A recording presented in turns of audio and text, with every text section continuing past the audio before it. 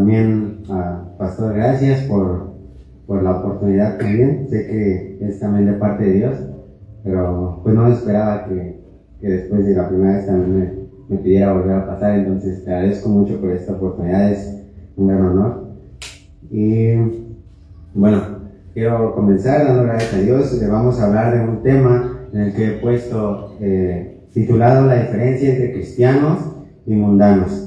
Y bueno, hemos visto en otros cultos, en otros domingos, hemos visto ya qué significa un verdadero nacimiento del Espíritu. Hemos visto también qué es un verdadero creyente. También ya hemos visto cómo debe comportarse un creyente al igual ante el mundo. También hemos visto qué es una verdadera relación, una intimidad con el Señor. Pero en esta ocasión quiero pues hablar de esta diferencia que debe existir entre cristianos y mundanos. Y no voy a decir nada que no sepamos, porque todos sabemos cómo debe ser un creyente, cómo debe ser un cristiano, cómo debe ser el hablar de un cristiano, el mirar de un cristiano, cómo debe ser, etcétera, la esposa de un cristiano. Pero yo creo que esto debe servir más como un autoexamen, un examen propio a cada quien, examinarse, porque en verdad podemos vivir conforme a lo que Dios pide. Solamente si estamos en Jesucristo, solamente si estamos en Él podemos hacer esto. Es luchar por conseguirlo, hermano. La santificación, la santidad requiere de nuestra participación. No es nada más quedarnos así, Dios hará la obra, sino no es quedarnos de brazos cruzados, sino que tiene que haber una búsqueda de Dios de tu parte. Tienes que humillarte, rendirte, y Dios va a hacer la obra, pero el mismo Dios te da responsabilidades en el camino: el ayuno, la oración, la intimidad, la meditación en la palabra, el realmente apartarse para Él. Tenemos que hacer también nuestra parte en nuestra santificación para que Él pueda hacer también la obra. Y entonces, para empezar, hay que dar gracias a Dios por este tiempo. Así que, Padre, te damos gracias en esta tarde, Señor, por estar aquí. Señor, gracias porque hemos podido cantarte, hemos podido alabarte, hemos podido también escuchar de tu palabra y orar a ti, mi Dios. Así que ahora, mi Dios, yo te pido que seas tú hablando a nosotros, Señor. Ya que nosotros te cantamos y hablamos hacia ti, ahora tú habla a nosotros mediante tu palabra, Señor. Tu palabra es verdad, Señor, así que santifícanos mediante tu palabra, Señor. Que el fin de esta prédica, Señor, de lo que tú has hablado, Señor, en mi vida pueda ser de edificación a todos los que estamos aquí como un cuerpo en ti, mi Dios. Yo te pido, Señor, que seas tú obrando en los corazones de cada uno de mis hermanos. Que seas tú, mi Dios, redarguyendo nuestras vidas, Señor, y abriendo nuestro entendimiento, abriendo nuestros ojos para poder recibir tu palabra, porque no es cualquier cosa, Señor, es tu santa palabra, y mereces, Señor, respeto, mereces, Señor, alabanza, y mereces, mi Dios, ser escuchada, Padre, con un corazón sincero, un corazón abierto, mi Dios. Así que, Padre, yo te pido que me libres, por favor, de hablar algo en contra de ti, Señor, que por favor sean solo tus palabras las que hablen en este día, mi Dios. Por favor, guíanos en este tiempo, en este momento. Toma el control, Padre, de mi vida, de mis labios, y te doy gracias, Señor, porque sé que no soy digno, pero tú aún me permites estar aquí, Dios. Gracias, Jesús, en nombre del Padre, del Hijo y del Espíritu Santo. Amén. Amén. Bien, hermanos, cristianos y mundanos debemos ser totalmente diferentes. Hoy en día se están levantando iglesias y creyentes donde pareciera ser que lo mundano y lo cristiano no tiene diferencia, donde parece que la única diferencia es que unos van los domingos a la iglesia y los otros no. Pero su carácter, su forma de ser, el matrimonio, la familia, lo hacen ver como el mundano, y dices, bueno, dices ser cristiano, pero como que no hace mucha coherencia en su forma de vivir. Entonces, algo que la Biblia nos va a enseñar, no algo que diga yo, sino algo que la Biblia nos va a enseñar, es que debe ser evidente que no somos mundanos. Debe ser evidente que pertenecemos a Cristo, y debe notarse y percibirse con claridad que yo no soy un mundano. Y no tomen esta palabra mal, mundano, impío, alguien que está muerto en sus delitos y pecados. Es lo mismo. Debe haber un contraste entre el que es de Cristo y el que es del mundo. Debe haber un contraste enorme, ya así en tu trabajo, en tus compañeros de trabajo, y tú que eres el creyente. Debe haber un contraste en tus compañeros de escuela y tú que eres el creyente también. Debe haber un contraste entre tu familia y tú que eres el cristiano de la familia. Debe haber un contraste. Debes notar por su hablar, por tu manera de ser, por tus principios, por tu comportamiento en cada área de tu vida, y la gente decir, hay algo raro en él, hay algo raro en ella. No, incluso los que no entienden de la fe deben decir, hay algo diferente. Los que no conocen a Cristo, los que no son de la iglesia, deben decir, hay algo diferente en él. Tu matrimonio, tu casa, tu manera de actuar, tus gustos, tu manera de hablar, tus valores como hombre, tu carácter como mujer, todo el mundo debe notar que hay algo distinto en ti.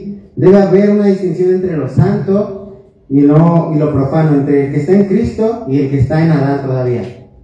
Así que, para entrar en esto, voy a leerles un versículo, voy a estar citando varios versículos, igual por el tiempo, pues los voy a ir leyendo, si gustan irlos anotando, adelante. Está en Malaquías 3:18, dice, entonces, os volveréis y discerniréis la diferencia entre el justo y el malo, entre el que sirve a Dios y el que no le sirve. El tiempo de Malaquías, hermanos, es un tiempo horrible. Hay tiempos en la Biblia que si tú los lees, por ejemplo, el libro de los Reyes, son tiempos malos para el pueblo de Dios. Son tiempos donde el pueblo de Dios no hacía lo correcto, y aquí en Malaquías es un tiempo horrible igual, porque el tiempo de Malaquías es donde incluso los sacerdotes estaban haciendo el mal contra Dios, donde la gente no respetaba la ley de Dios, la gente vivía como los que no servían a Dios, y en todo este momento Dios dice que va a hacer algo para que se vuelva a distinguir la diferencia entre el justo y el impío, entre el que sirve a Dios y el que no le sirve. Dios va a obrar, pero lo que Él quiere es que se vea la diferencia entre su pueblo, entre el que es impío y el que es justo.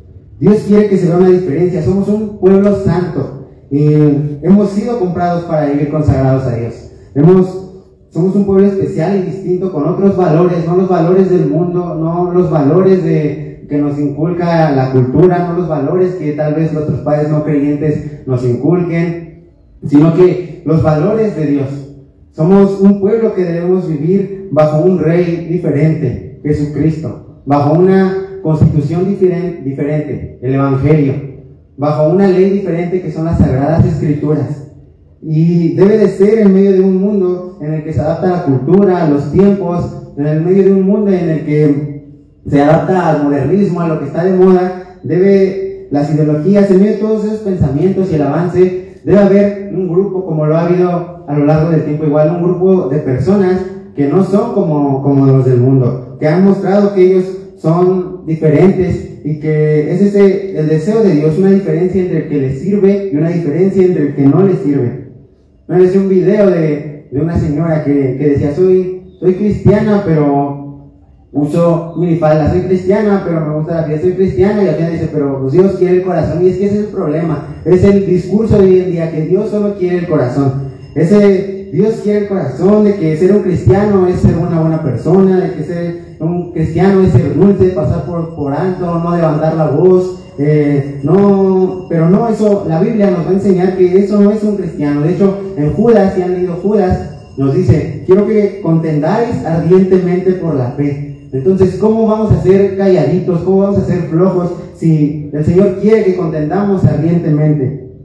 ¿Cómo entonces vamos a catalogar a un Juan Bautista que llama a un pueblo raza de víboras? O a un Judas que llama a los falsos maestros bestias irracionales? O el mismo Jesús que llama a los fariseos hipócritas. Si Jesús hubiera sido el modelo de cristianismo de hoy en día, Jesús no hubiera muerto, hermanos. Si Jesús hubiera sido el modelo de no te metas con nadie, cada quien con sus creencias, cada quien con sus valores, con la manera de ver sus cosas, Jesús no hubiera muerto, Jesús no hubiera crucificado, no hubiera sido crucificado. Porque si Jesús hubiera vivido el cristianismo light de muchas iglesias de hoy en día, Jesús no hubiera padecido todo lo que padeció. Él les dedicó palabras enteras a los fariseos. Decía, sepulcros blanqueados por fuera lucen bonitos, pero por dentro están muertos. Les dedicó palabras enteras en el libro de Mateo. Ay de ustedes, escribas y fariseos hipócritas. Cualquiera a sus oídos parecía que fueran maldiciones, pero por eso lo odiaban. ¿Por qué odiaron a un Pablo? ¿Por qué crees que lo metieron a prisión? ¿Por caerle bien a los judíos? ¿Por hablarles bien a ellos? No, porque por acercarse a los judíos y decir que sus obras no valían, que solo podían ser salvos por la fe mediante Jesucristo. porque les dijo que ellos tenían la ley, pero vivían igual que los que no tenían la ley, que eran iguales que ellos. ¿Por qué los cristianos morían antes en el Coliseo romano? ¿Por qué eran colgados como antorchas humanas en las calles de Roma? ¿Por qué morían asesinados en lugares? ¿Por qué hoy en día mueren asesinados en países asiáticos, en países árabes, porque ellos no son cobardes, por eso mueren así? Porque no se adaptan a una cultura y viven una fe tan marcada y diferente que son capaces de morir por esa fe.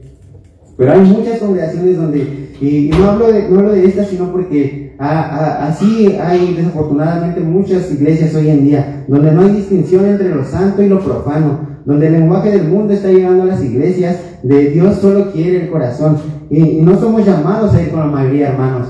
No pensemos que la mayoría siempre tiene la razón, porque no lo es. Raramente, curiosamente, la Biblia nos dice que son pocos los que realmente se mantienen firmes y no son muchos. Así que no pensemos que ir con la mayoría, las modas de la mayoría, significa estar bien, porque tal vez nos puedan ver como bichos raros, pero sí eso significa estar firmes en Dios, que nos vean como quieran. La vida cristiana se trata de cambiar nuestra vida tanto que ahí donde estemos existe esa diferencia entre nosotros y el que no conoce a Dios, en cómo respondemos a las críticas, en cómo respondemos a las faltas, en cómo respondemos al rechazo, en donde uno se levantaría tal vez y defendería su orgullo, tal vez nos va a tocar callar, y donde algunos tal vez tengan miedo de hablar, vamos a hablar y levantarnos y levantar la verdad sin temor, con verdad. A ser mansos vamos a aprender también, pero también a cómo medir nuestra boca, a cómo vivir el matrimonio, a cómo tratar a los demás, incluso en el ámbito externo, cómo vernos, porque todo es parte de la diferencia que debe de haber entre el pueblo de Dios y el impío. Así que vamos a ver algunos pasajes para ver que esta distinción es abismal, que la Biblia lo marca, es una distinción realmente grande. Número uno es este contraste entre el que es de Dios y no, que afecta esto en las relaciones matrimoniales. En 2 Corintios 6:14 nos dice: no os unáis en yugo desigual con los incrédulos, porque ¿qué compañerismo tiene la justicia? ¿Qué compañerismo tiene la justicia con la injusticia? ¿Y qué comunión la luz con las tinieblas? Pablo dice que no debemos casarnos con personas incrédulas, con una persona que no está en Cristo, porque no hay asociación ni valores en común. No vamos en la misma dirección, no creemos en las mismas cosas, ni siquiera vamos a la misma eternidad. Entonces, no hay asociación entre Cristo y Satanás, entre la luz y las tinieblas. Por eso, en el Antiguo Testamento, Dios les dice: van a entrar ahí al pueblo de Israel, pero no quiero que den sus hijas a los hijos de ellos, ni que sus hijas las pidan para sus hijos, porque van a desviar su corazón a los otros ídolos. El yugo desigual, hermano, ha estado claro desde el Antiguo Testamento y se sigue permanente en el Nuevo Testamento. La distinción es tan grande entre creyentes y no creyentes que cuando vamos a casarnos, formar una familia, buscar pareja, no podemos mirar a los no creyentes. Lo dice la palabra. Número 2, en nuestras relaciones amistosas también afecta. Salmo 1, versículo 1. Bienaventurado el varón que no anduvo en consejo de malos, ni estuvo en camino de pecadores, ni en silla de escarnecedores se ha sentado. El hombre bienaventurado de Dios, el hombre de Dios, no anda con impíos. Y aquí no hace solo referentemente a los hombres para que las mujeres digan: ay, yo no. Habla a los hijos de Dios, habla a ambos. El hombre, la mujer bienaventurado de Dios, no anda con los impíos. Obviamente no vamos a salir de este mundo. No significa tampoco que no vamos a tener conocidos impíos. Eso sería imposible.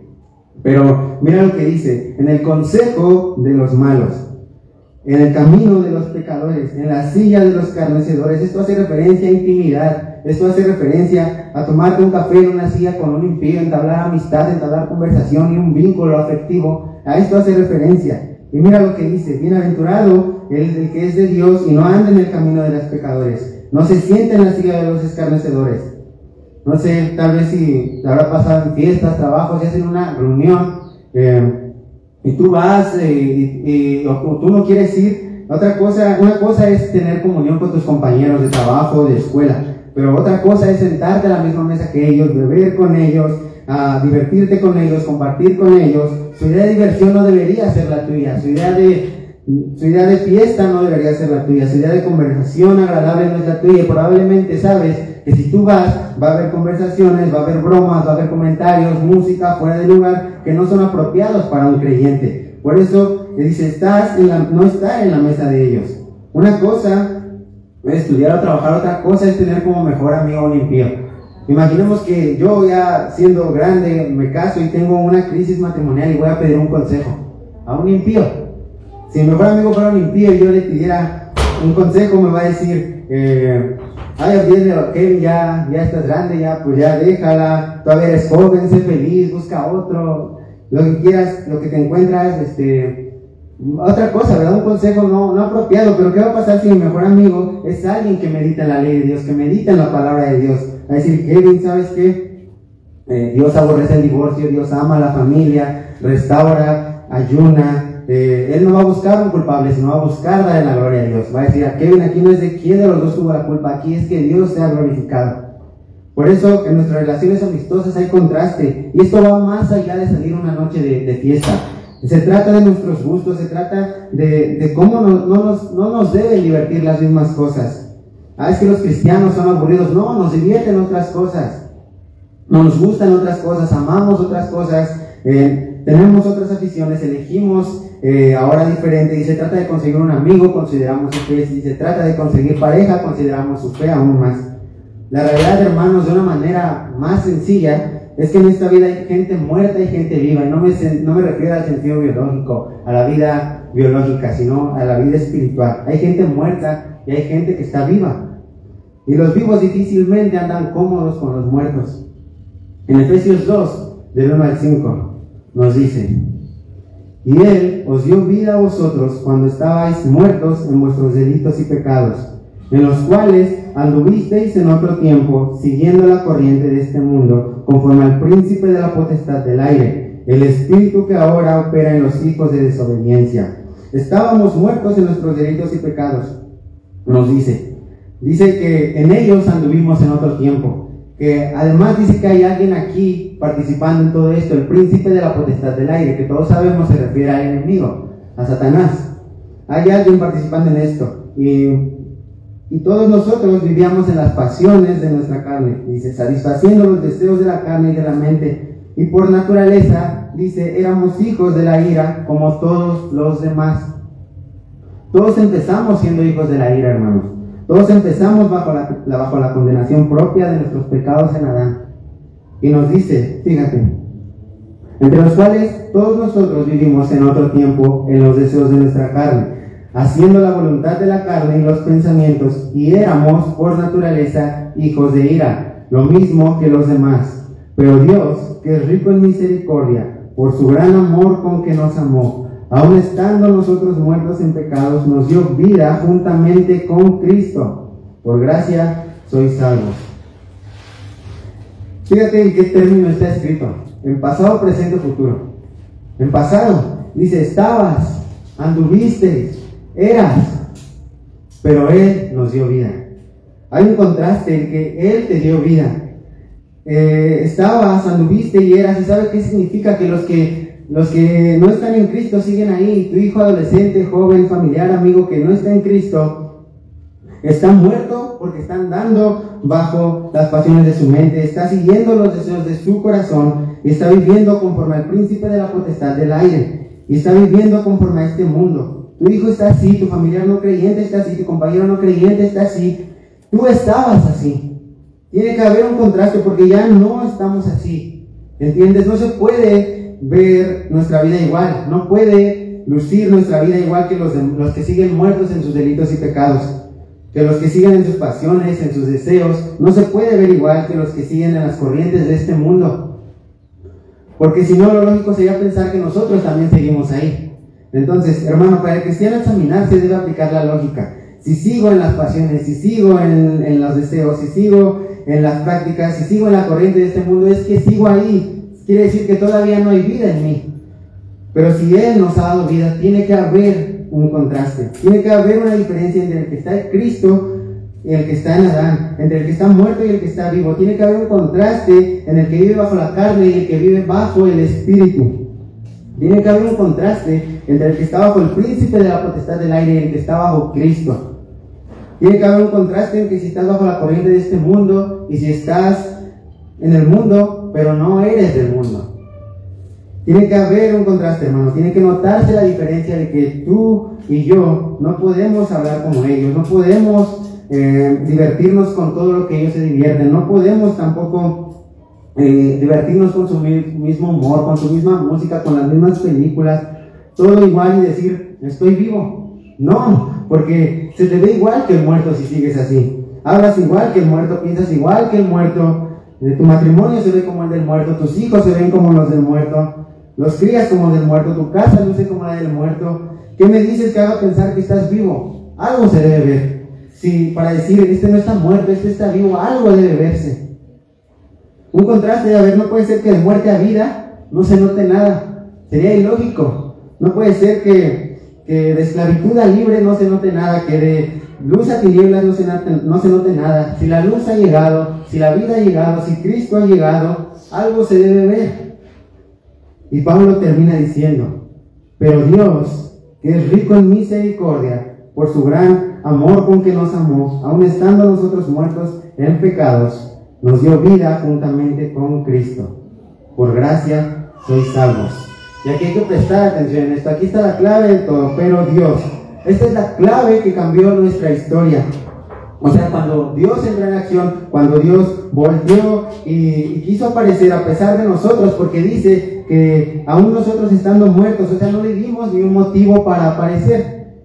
No le dimos ni un motivo que dijera, ay, vale la pena entrar en la vida de Kevin porque es mejor que otros, porque tiene más talento. No hicimos nada para merecerlo, porque Kevin estaba tan muerto como todos, tan sumergido en las tinieblas como todos, tan sumergido en los deseos de la carne como todos, tan perdido como todos. Pero Dios, dice, que es rico en misericordia, por causa del gran amor con que nos amó, le envió a su Hijo.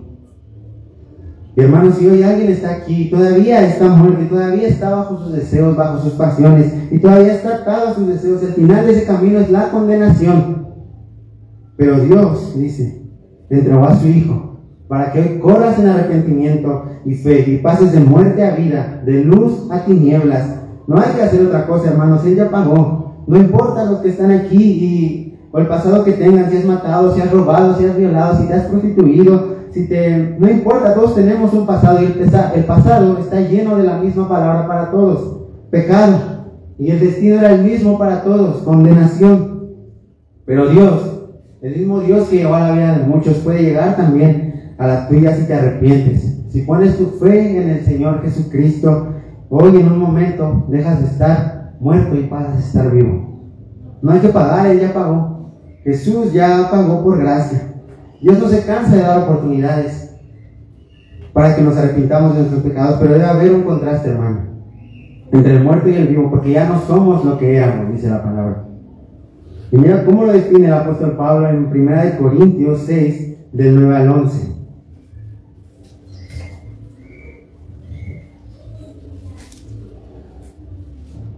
Dice así: ¿no sabéis que los injustos no heredarán el reino de Dios? ¿Quién no heredará el reino de Dios? Los injustos. Y según Pablo, según la Escritura, ¿cuántos justos hay? Nadie, porque Pablo lo dice, no hay justo ni siquiera uno, no hay quien haya hecho lo bueno, no hay quien busque a Dios, todos se desviaron. Entonces, si los injustos no heredarán el reino de Dios y no hay ningún justo, ¿quién va a heredar el reino de Dios? Por sus méritos, nadie. Cuando tú lees el Evangelio, es que si tú lees la Biblia, lees todo, te vas a dar cuenta que el destino para todos es el infierno, es la perdición. Te das cuenta que todos estamos destinados a ir al infierno. Y no puedes remediarlo por ti mismo, y no puedes salvarte a ti mismo. Pero mira cómo sigue. No erréis, ni los fornicarios, ni los idólatras. Mi hermano, es que idólatra no, porque yo no tengo imágenes. Pero puedes haber tenido un ídolo al dinero, al trabajo, a tu esposa, a tu hijo pudo haber sido un ídolo. Un deporte puede ser tu ídolo, un deportista, un famoso puede ser tu ídolo. Todo se puede volver un ídolo. Recuerda que los peores ídolos no son de yeso, sino están en el corazón. Y esos no se ven. Hermano, dice entonces, ni los fornicarios, ni los idólatras, ni los adúlteros, ni los afeminados, ni los homosexuales, ni los ladrones, ni los ávaros, ni los borrachos, ni los maldicientes, ni los estafadores, heredarán el reino de Dios. Y esto erais algunos, mas ya habéis sido lavados, ya habéis sido santificados, ya habéis sido justificados en el nombre del Señor Jesús y por el Espíritu de nuestro Dios. Hermano, en alguna de estas entramos. Y esto no es para molestarnos, para molestar a alguien. Esto es para dejar en claro que todo aquel que peca no heredará el reino de Dios. Que todo aquel que peca está destituido de la gloria de Dios. Y todos han pecado, todos hemos hecho lo malo, entonces todos estamos destituidos de la gloria de Dios. Pero mira qué dice Pablo: y esto erais, refiriéndose a que algunos eran idólatras, unos eran homosexuales, unos eran ávaros, unos eran estafadores. Dice, todos éramos algo, hermano, todos éramos algo antes de llegar a Cristo. Pero mira lo que dice ahora: esto que eras, no esto que eres, hermano. Hermano, he creído en Jesucristo, pero sigo viciado. No, hermano, eras, no eres. Aquel que está en Cristo, nueva criatura es. Las cosas viejas pasaron y aquí todas son hechas nuevas. Si el Hijo os libertare, verdaderamente seréis libres. Conoceréis la verdad y la verdad os hará libres, porque ya no andas bajo la carne, sino bajo el Espíritu. No puede ser que digas, he sido salvo y estoy atado a un pecado. No puede ser. Una cosa es pecado, otra cosa es practicar el pecado. El que practica el pecado es del diablo, hermano. Si no te ofendas, no lo digo yo, lo dice Juan. El que practica el pecado es del diablo. Y esto eras. ¿Y qué pasó con nosotros? Dice que primero fuimos lavados por la sangre del Cordero. Fuimos santificados, fuimos declarados justos por el poder de Dios en el nombre del Señor Jesús, por el Espíritu de nuestro Dios. Esto eras, pero ha pasado algo. ¿Qué ha pasado? Que hemos sido lavados y justificados. No puede ser decir soy salvo y ya. Demuéstralo. ¿Cómo? Se debe ver en tu manera de actuar, tu carácter, tu vida debe ser nueva, debe haber un contraste. No es de la noche a la mañana, pero no puede ser posible que si llevas 10 años en el camino de la fe, seas la misma persona de siempre. Debe haber un contraste, debemos renovarnos cada día en Cristo. No puede ser la misma persona siempre, hermanos. Nos debería dar miedo porque Jesús mismo te lo dice. En aquel día muchos me dirán, Señor, Señor, canté alabanzas, fui a la iglesia, fui líder. Pero el Señor te dirá, yo no te conocí. Estuviste ahí todo el tiempo, pero yo no te conocí porque nunca fuiste lavado, nunca fuiste justificado ni santificado. Entonces, hermano, venir a los cultos no es garantía de acabar en la gloria. Por eso Jesús en la Biblia nos llama constantemente a examinarnos, porque venir a un culto de una iglesia local no es garantía de salvación. Un pastor llamado Juan Manuel una vez dijo, la garantía de la salvación no es estar en la iglesia, es estar en Cristo. Y estar en Cristo tiene como fruto la santificación, vivir en santidad. Así que ahora vamos a dejar claro el contraste que es tan marcado en que unos somos luz y en que otros son tinieblas. En 1 Pedro 2, del 9 al 10, nos dice, mas vosotros sois linaje escogido, real sacerdocio, nación santa, pueblo adquirido por Dios. Se debe notar algo, ¿no, hermanos? Nación santa, son palabras mayores, no está diciendo, ustedes son ahora un grupo de personas que se reúnen cada domingo a cantar. No, nación santa dice, son sacerdotes en Cristo de alguna manera todos. Se debe notar algo, ¿no? Pero mira qué dice ahora. Para que anunciéis las virtudes de aquel que os llamó de las tinieblas a su luz admirable. Dios te ha salvado para que anuncies al mundo que una vez salvo, lo que Cristo ha hecho en tu vida, llevándote de las tinieblas a su luz. Pero ¿cómo vas a dar la gloria a Dios si todavía andas en tinieblas? Nuestro testimonio debería de dar gloria a Dios, no dar tropiezo a otros. Nuestro testimonio debería de adornar la obra de Dios. Nuestro testimonio debería de adornar el Evangelio de Jesucristo. Nosotros deberíamos decir a la gente, Jesucristo vino a salvar a los pecadores, de los cuales yo soy el primero. Y la gente debería ver esa obra en mí, no solo decirles lo que Jesús vino a hacer, sino que vean lo que Jesús ha hecho en mi vida.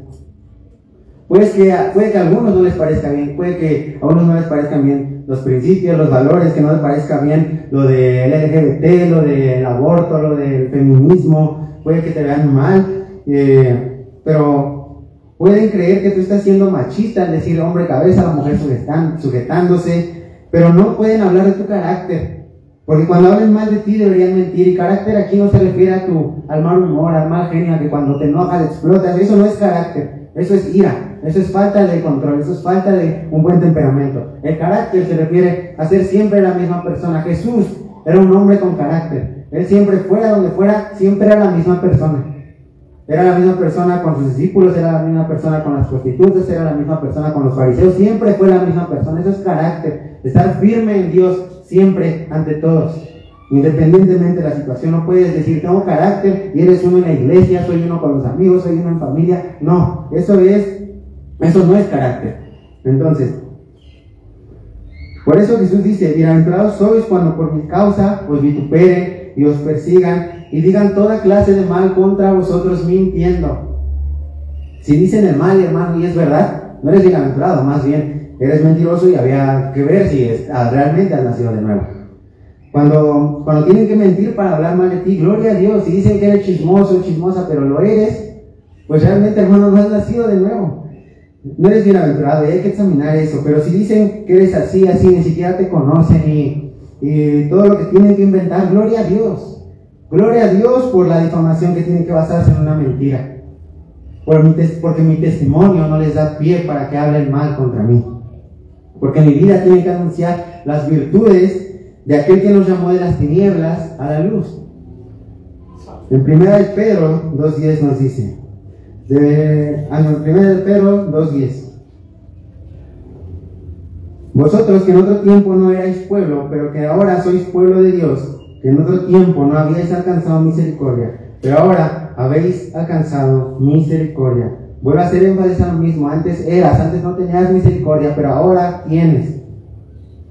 Hay una frase de un autor llamado Thomas Goodwin que dice, debemos mantener en alto el nombre de santos, para que la realidad de la verdadera religión no se rebaje evitando este título, porque en estos tiempos es de temer que este título está fuera de uso, porque la santidad misma está pasada de moda. Hay quienes piensan que vivir en santidad es vivir como viejitos, como si estuviéramos pasado de moda, cuando es totalmente lo contrario. Hay quienes dicen los signos en las iglesias ya están pasados de moda. ¿Qué más está pasado de moda? ¿Que las mujeres se vistan con decoro igual que los hombres? ¿Qué más está pasado de moda? ¿Que se vistan con formalidad los pastores que predican? ¿Qué más está pasado de moda? ¿Que las mujeres estén sujetas, los hijos en sujeción? Eso está pasado de moda, hermano.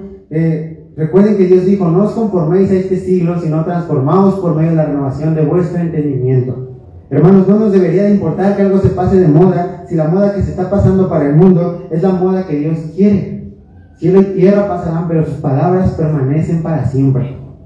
Hermano, la iglesia no se trata de moda, la iglesia se trata de fundamentos bíblicos. Y la santidad es un fundamento. Dios es santo y quiere un pueblo santo. Y quiere... Eso no es moda, eso es lo que Dios ha mandado de nosotros. Y esto está arrancándose de muchos de nosotros, de muchas iglesias, y se ha puesto una etiqueta de religiosidad, de exageración, de fanatismo, y estamos viviendo en una iglesia invadidos por el mismo mundo. No, hermanos, somos nación santa. Ahora vamos a leer de manera rápida algunos pasajes de la carta de Juan, donde él hace un contraste acerca de esto, acerca del impío y el justo, para considerar si estamos andando en la luz o en las tinieblas. Primera de Juan 1, del 6 al 7. Si decimos que tenemos comunión con Él y andamos en tinieblas, mentimos y no practicamos la verdad. Pero si andamos en luz, como Él está en luz, tenemos comunión unos con otros, y la sangre de Jesucristo, su Hijo, nos limpia de todo pecado. Hay algunos que dicen, es que tú no eres quien para juzgarme. Yo ando así, pero yo creo en Dios y mientes. Pero tú no puedes juzgarme. Yo no, la palabra sí. Tu manera de andar en la luz de la palabra dice la verdad de ti. Que eres un mentiroso. Pero yo tengo mi relación con Dios aparte, soy espiritual. Y no tienes nada de espiritual, eres un mentiroso.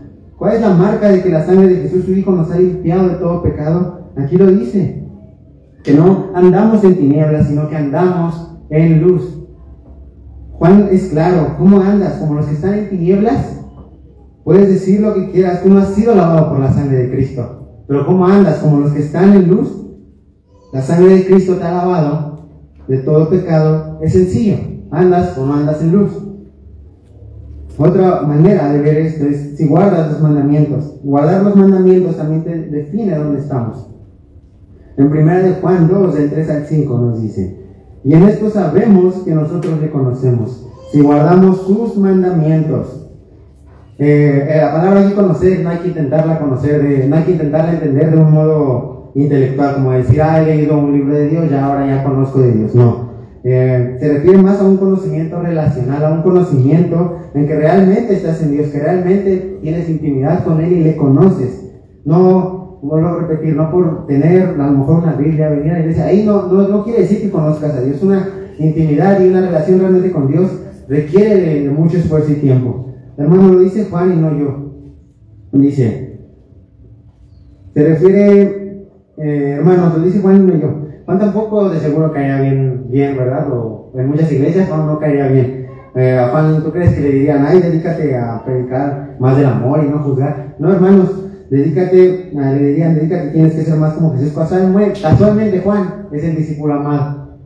Pero bueno, algunos piensan que los ataca, son generación de cristianos, les llaman hoy. Hermanos, habría que invitar a predicar a Juan a veces.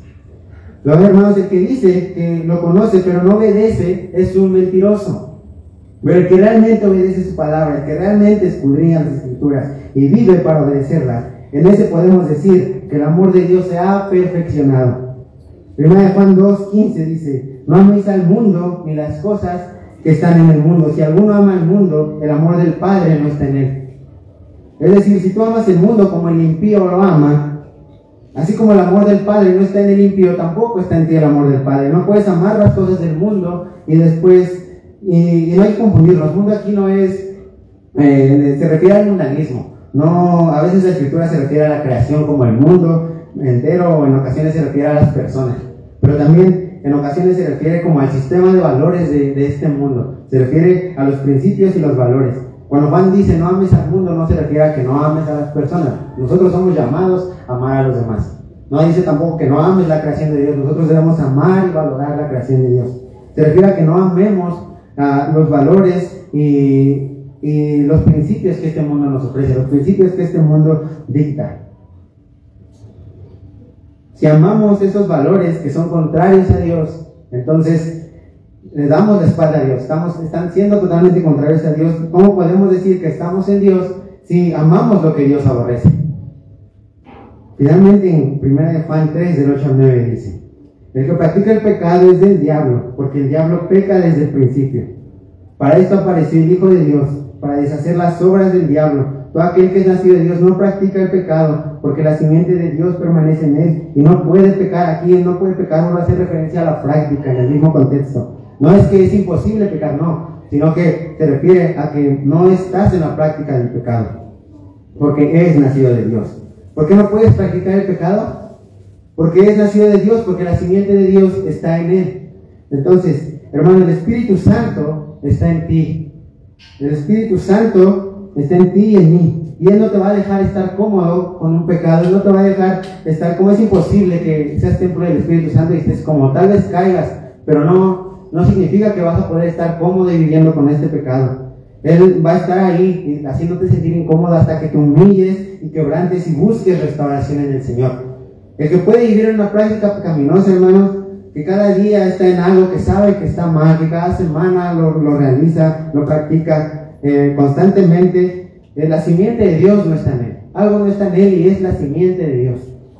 Entonces, mira, si andamos en tinieblas, no conocemos a Dios. Si no guardamos sus mandamientos, no conocemos a Dios. Si amamos el mundo, no conocemos a Dios. Y si practicamos el pecado, no conocemos a Dios tampoco. Es normal que tu familiar no creyente, tu compañero no creyente, amen al mundo y practiquen el pecado. Pero lo que no es normal es que tú, habiéndote revelado la verdad, siendo tocado por el Señor y estando aquí, no guardes sus mandamientos. Eso es lo que no es normal. Tal vez podemos tener hermanos familiares que vivan en, relaciones no aptas, en pecado, en hábitos, en adicciones. Pero ¿por qué? Porque ellos no conocen a Dios realmente. Tiene que haber un contraste de lo contrario, lo dice Juan, somos mentirosos. ¿Te has dado cuenta que cuando la Escritura dice que los que escuchan la palabra pero no la practican, dice que los oidores, que son solo oidores, se engañan a sí mismos? No solo son mentirosos, sino que los que más están mintiendo son a ellos mismos. Porque ni siquiera a Dios no lo pueden engañar. Y ni siquiera a los demás, porque te van a escuchar hablar, te van a escuchar y van a decir, como que no cuadra mucho que sea un creyente. Van, escuchan, cantan amén, aleluya, gloria a Dios, lo que tiene que ser, pero vas a casa y si sigues pecando, hermano, te estás engañando a ti mismo. Muchas veces no te engañas más que a ti.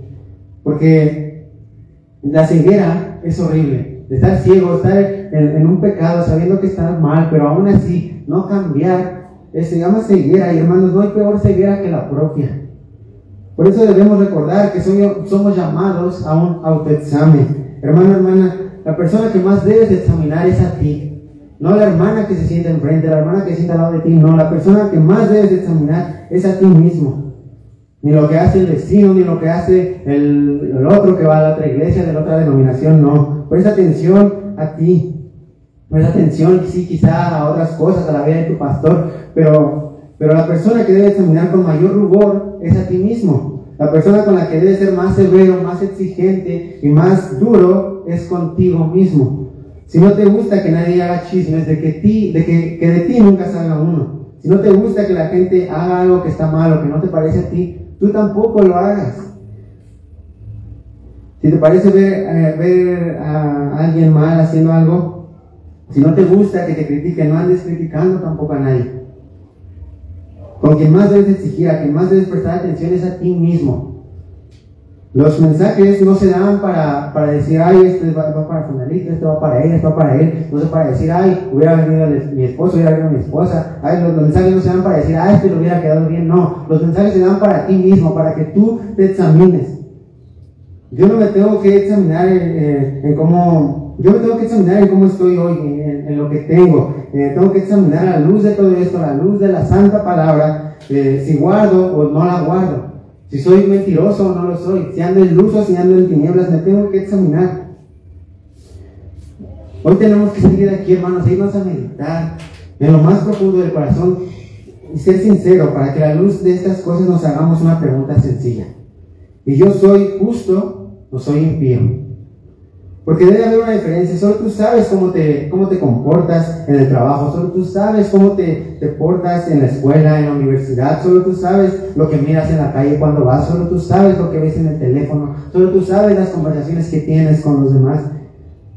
Y a veces ahí uno se da cuenta, hermanos, tal vez a los ojos de los demás puedas parecer justo, incluso a mis ojos, y yo los veo muchos, me parecen justos, pero tú solo sabes la verdad. Y déjame decirte algo, eso es lo que somos. Lo que somos no es lo que venimos a dar aquí en la iglesia. Lo que somos es lo que somos en casa, día con día. Lo que somos es lo que somos en la intimidad, cuando estamos solos, cuando te dejan solo. Eso es lo que eres. No eres la cara que vienes a dar aquí. Eres lo que eres cuando estás solo, cuando nadie te ve. Aquí todo es amén, aleluya, gloria a Dios. Cuando nadie nos ve, lo que somos es ahí donde debes examinarte, donde tú debes de examinar las conversaciones en lo privado, hermanos. Dios no nos va a juzgar por estar aquí, por haber venido aquí, sino por quién eres tú en realidad. Dios te va a juzgar, y es muy fácil toda la vida, hermanos, enseñar lo que queremos. Un ejemplo muy sencillo, cuando somos niños, le enseñamos a nuestros padres lo que queremos. Vamos a la escuela, pero pues ellos no saben las conversaciones que tenemos en la escuela, no saben cómo nos portamos en la escuela, no saben qué es lo que pensamos, qué es lo que tramamos con los compañeros, no saben. Le mostramos lo que ellos quieren, le quieren ver buen comportamiento, buena conducta, buenas calificaciones, hasta ahí, pero no sabes la cara que tu hijo da en la escuela. Eso es lo que realmente es tu hijo, no es la cara que te da a ti. Pero la mayoría de nosotros en casa éramos uno y en la escuela éramos otro. Nuestros padres pensaban lo que hablábamos, porque sabíamos que lo que querían ver era buen comportamiento. En una ocasión fui a buscar trabajo, mi primer trabajo, cuando aún estaba en el mundo, y les dije, me preguntaron que si me gustaba trabajar en equipo, y pues yo les dije, no, sí me encanta trabajar en equipo, soy buenísimo trabajar en equipo. Yo por dentro sabía que a mí me choca trabajar en equipo, porque no me gusta que mi trabajo dependa de los demás, pero tenía que dar esa cara, porque era lo que quería conseguir. Todos sabemos mostrar lo que hay que mostrar cuando es necesario. Todos sabemos cómo debemos ser para caerle bien a alguien. Por eso a veces los matrimonios, las familias son puro teatro, porque la gente solo ve, hay tantos años bonitos de casados, hay la familia bonita en las redes sociales, hay la bonita en fotos, pero realmente solo tú sabes cómo es tu familia. Te engañas a ti mismo. Nuestros trabajos, en nuestra vida hemos actuado, hermanos, pero hay un libro, la Biblia, donde todo está escrito y donde Él ve todo. Él ha visto la mentira, Él ha visto lo que eres en intimidad, y Él ha visto lo que eres a la luz de todos. Eso es lo que va a ser juzgado, hermanos. Por eso Pablo en 2 Corintios 13:5 nos dice: examinaos a vosotros mismos si estáis en la fe, probaos a vosotros mismos. ¿O no conocéis a vosotros mismos que Jesucristo está en vosotros, a menos que estéis reprobados? Y este es el miedo, hermanos, ¿verdad? El autoexamen, el miedo de pararse, mirar y preguntarte si realmente estás en luz o estás en las tinieblas. El miedo de decir, me sentía más cómodo antes, pero ahora ni cristiano me siento tal vez. Y está bien darse cuenta. El miedo del examen es ese. Mira, lo que quiere decir realmente Pablo aquí, en la pregunta que dice Pablo, dice: examínate con todo lo que ya sabes. Y pregunta si estás en Cristo, a menos que te dé miedo examinarte porque sabes que no vas a pasar ese examen. La salvación, hermanos, es por gracia, pero las obras son la evidencia también de la gracia.